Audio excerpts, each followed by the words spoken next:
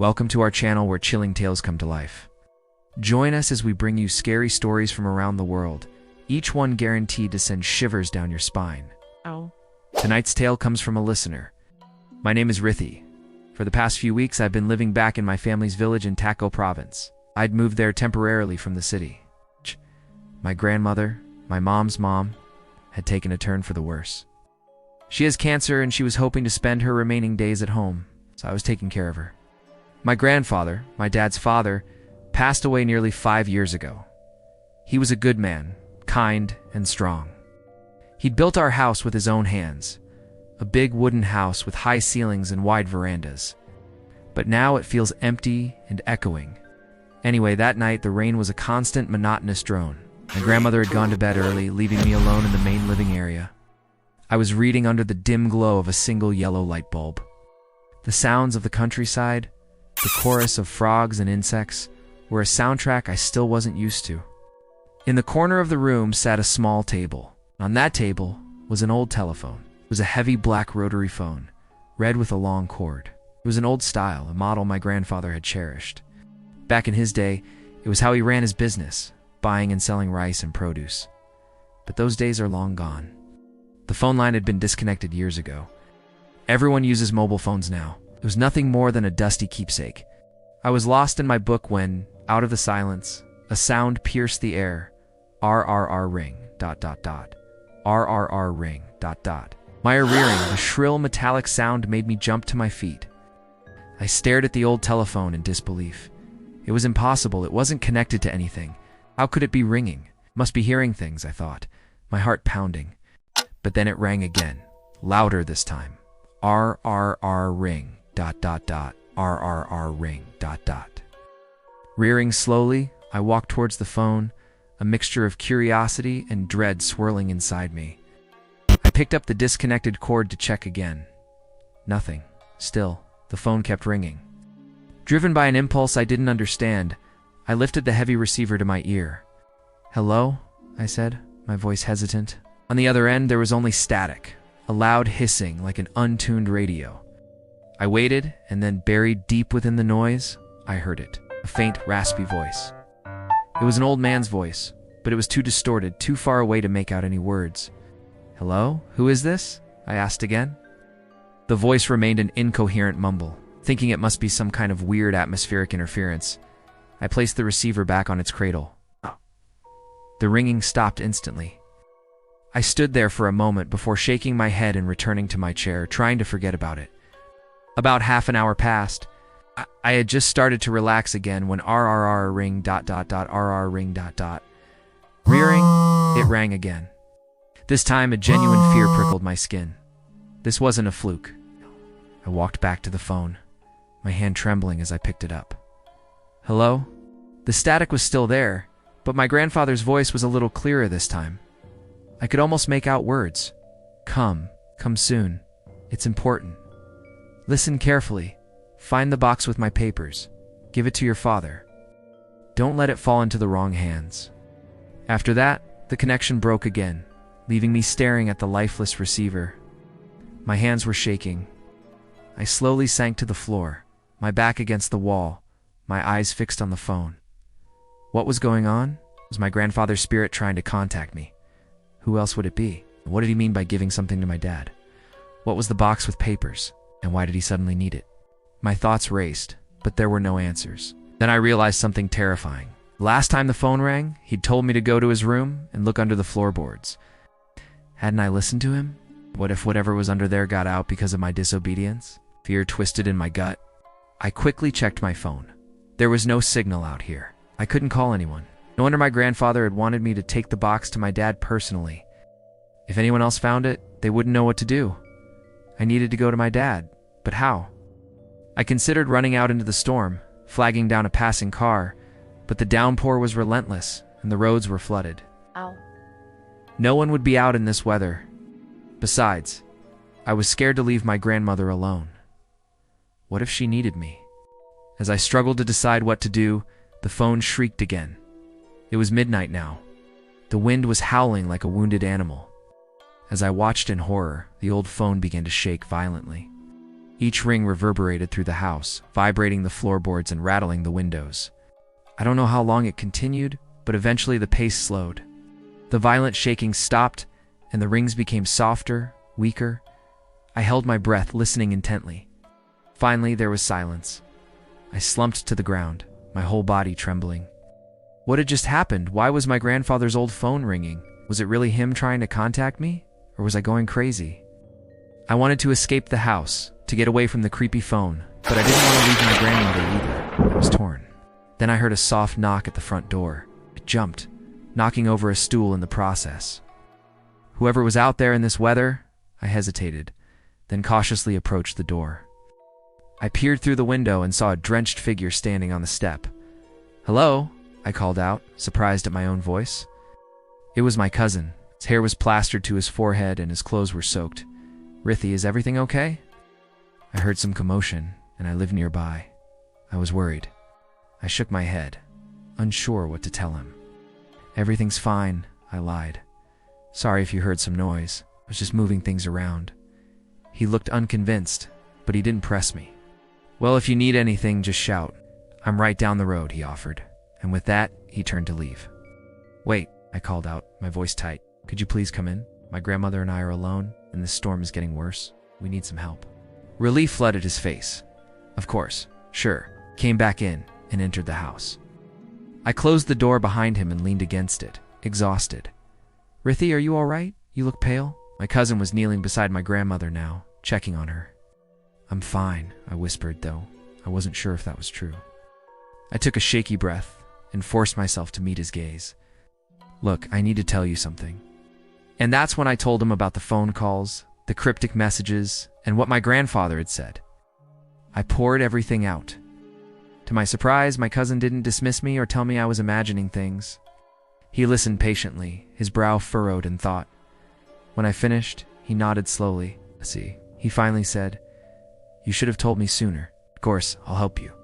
He stood up and walked over to the phone.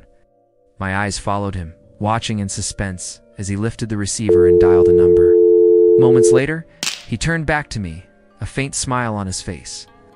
"Don't worry," he said reassuringly. "Everything's going to be all right." And despite his calm words, I knew it was only the beginning of a much bigger story. Thank you for tuning in to tonight's scary episode.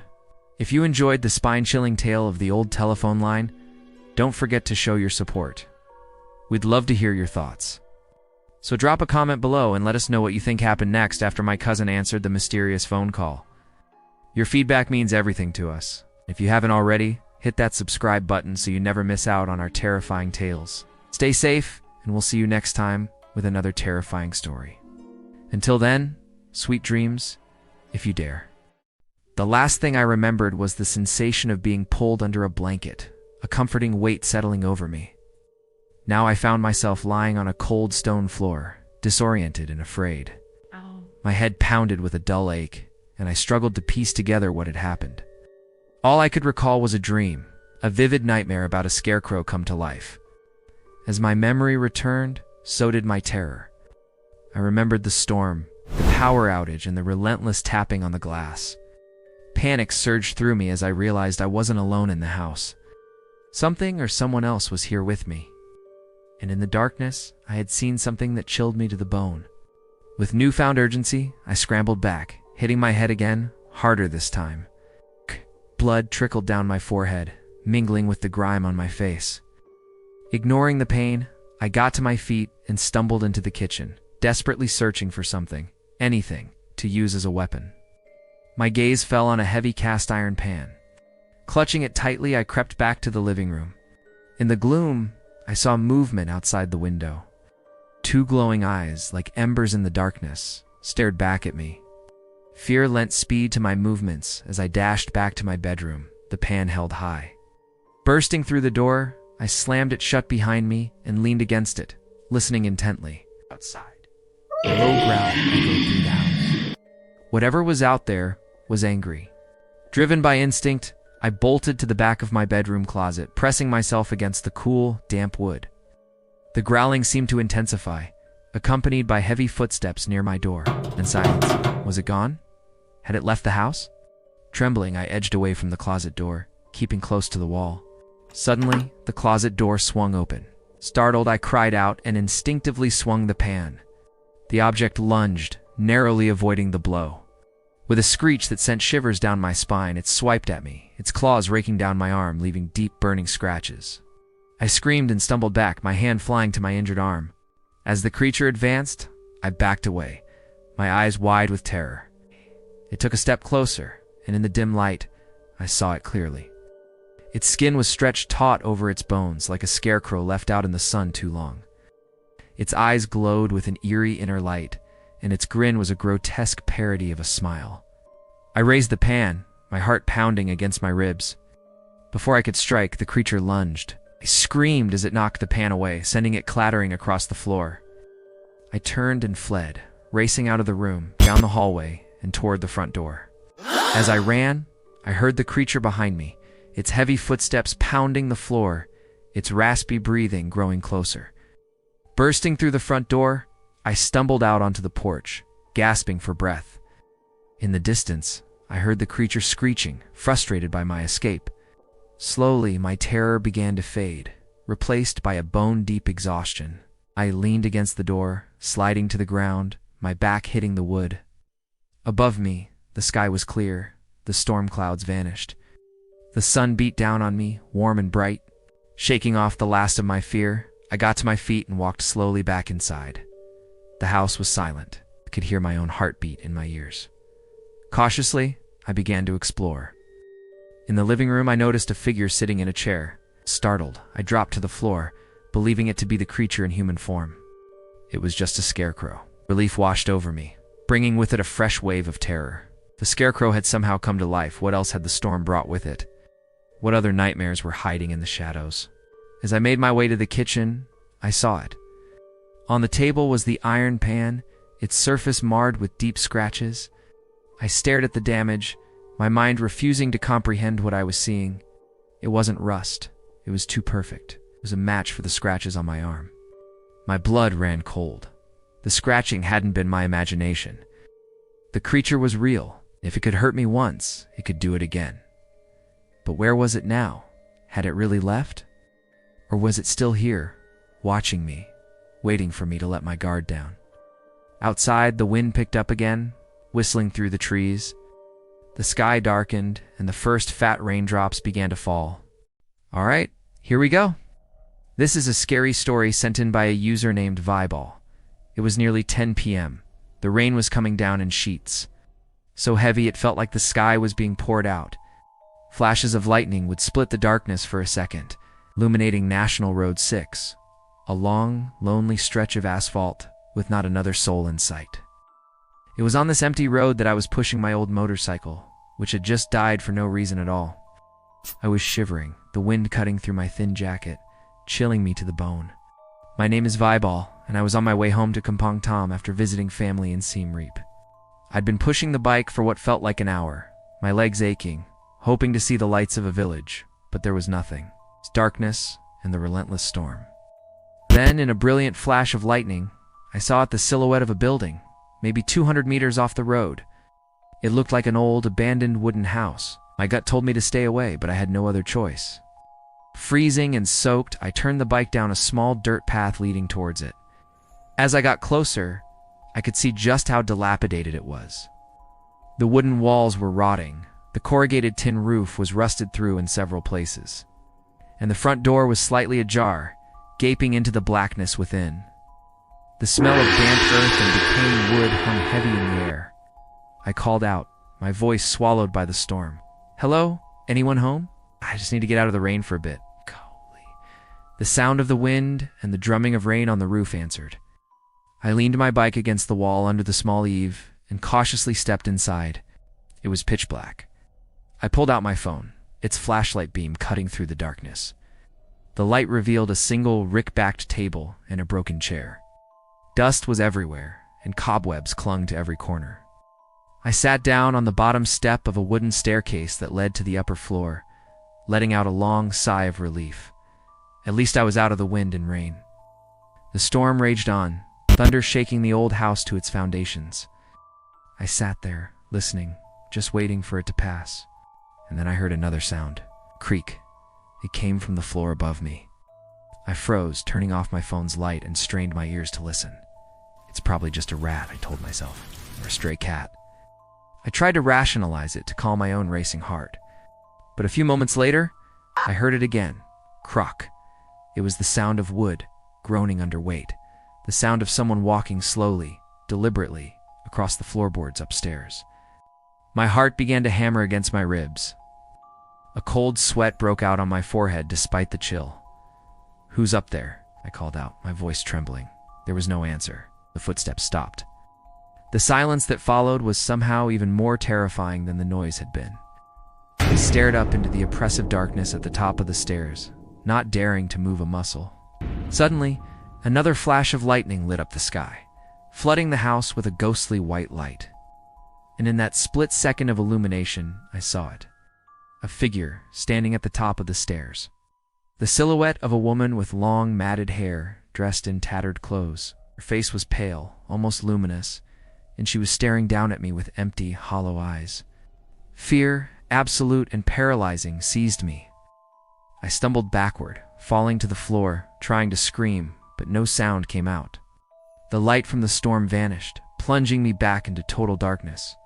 And then I heard it, a faint, airy whisper that seemed to ride on the wind. Get ... out. I didn't need to be told twice. I scrambled to my feet and fled the house, not even thinking about my motorcycle.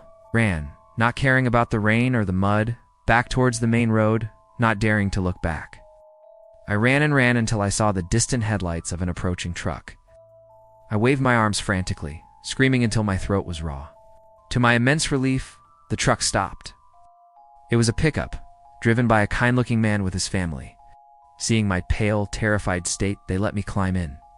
After I caught my breath, the driver asked me what had happened. I told them everything about my bike breaking down, about taking shelter in the old house, about the figure on the stairs. When I finished, the driver and his wife exchanged a knowing look. The wife then spoke in a low, somber voice.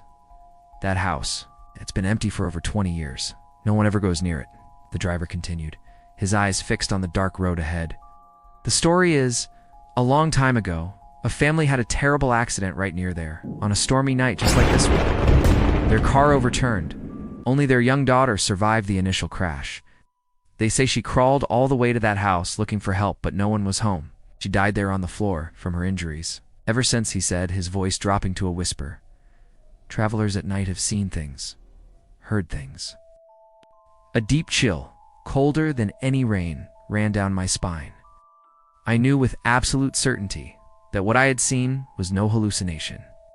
The ghost of that poor girl was still in that house, forever trapped, forever waiting for help that would never arrive. To this day, I can't forget the sight of her empty eyes staring down at me from the darkness. Thanks for watching. If you enjoyed this episode and want to hear more crazy, scary stories, please subscribe if you dare.